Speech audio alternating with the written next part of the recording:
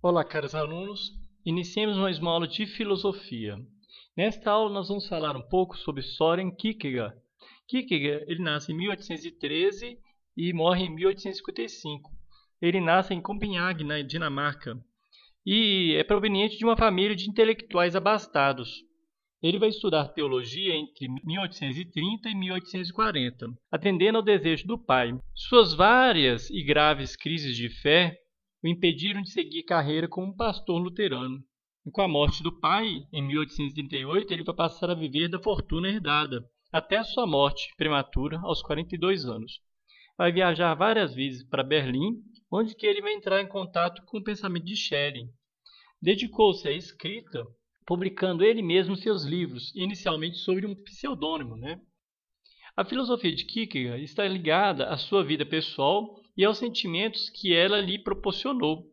De início, suas ideias vão alcançar pouca repercussão, porque a representação de seu pensamento era desprovida de preocupação teórica. Então, estava distante daquela forma tradicional dos tratados de filosofia da época. Mas Kierkegaard pode ser considerado o grande precursor do movimento existencialista. Por quê? No século XX, a gente sabe que o movimento existencialista que teve o seu auge com Sartre, é um momento histórico de ampla difusão de uma filosofia que valoriza a existência do homem. Então, com Kierkegaard já começa isso aí, a valorização da existência do homem em detrimento da sua essência. Então, ele vai influenciar, por exemplo, Jaspers, Heidegger, o próprio Sartre. Kierkegaard, ele foi um filósofo da subjetividade, ou seja, o importante é o individual e não o universal.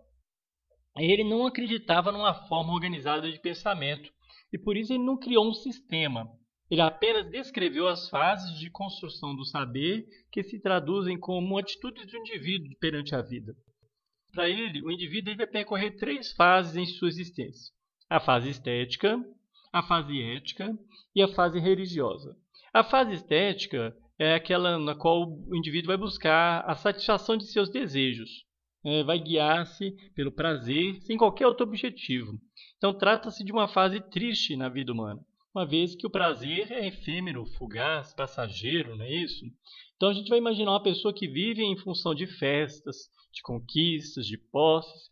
Então quando ela perde esses prazeres, ela vai mergulhar na infelicidade, porque só a satisfação pessoal se realiza. O outro, por exemplo, não faz parte dos objetivos de quem vive uma vida nessa fase.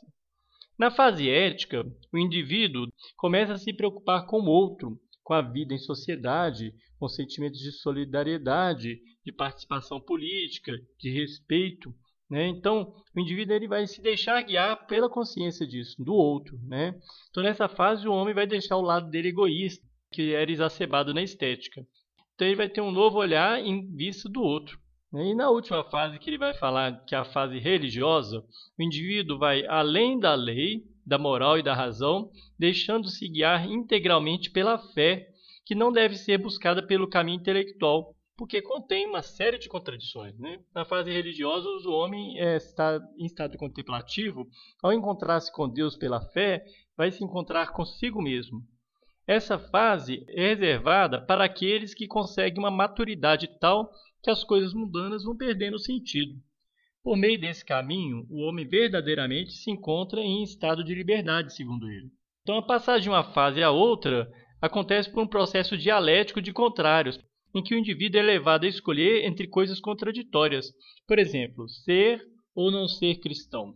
Essa característica faz o indivíduo um ser existencialmente solitário, angustiado, porque ele vai ter que escolher. Então, toda escolha implica numa renúncia. A escolha permitirá a ele que amadureça em relação ao conhecimento de si próprio, na medida em que será consequência de seu contato com Deus. Então, em sua obra, Kierkegaard ele vai procurar analisar os problemas da relação existencial do ser humano com o mundo, consigo mesmo e com Deus. Então, a relação do ser humano com o mundo, ou seja, outros seres humanos e a natureza, é dominada pela angústia. A angústia é entendida como um sentimento profundo que a gente tem ao perceber a instabilidade de viver em um mundo de acontecimentos possíveis, sem garantia de que nossas expectativas sejam realizadas. Então, ele vai falar, no possível, tudo é possível.